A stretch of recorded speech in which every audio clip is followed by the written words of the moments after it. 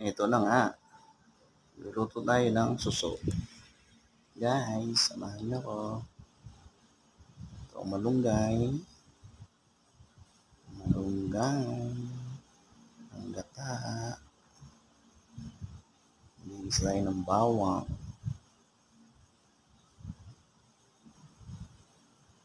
luya,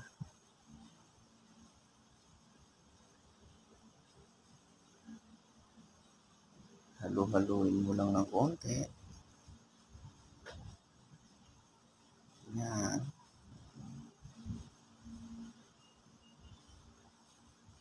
Halo pa boy, halo pa. Ayan, sibuyas. Actually, sibuyas hindi mo siya lutuin kasi malulusaw yan.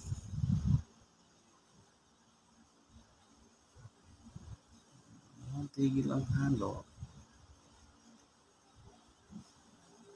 Halo pa.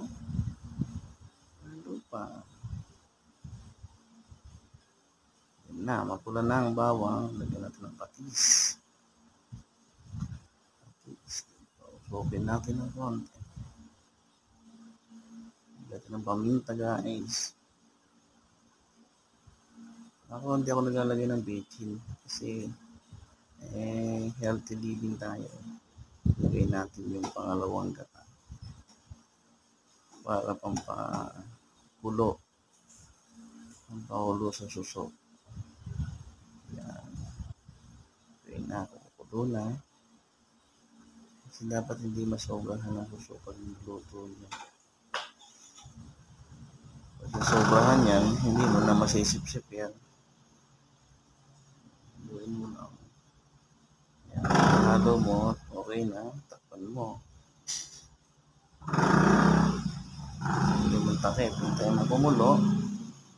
Ganyan. Okay na. Lagyan na natin ng malunggay.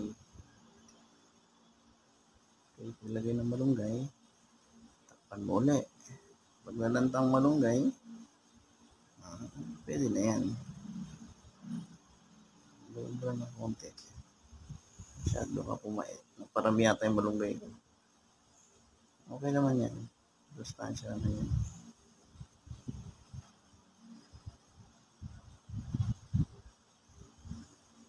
Okay. Takpan mo ulit. Yan na. Luto na ang aking ginataang suso. Kain tayo guys. Guys, na kayo.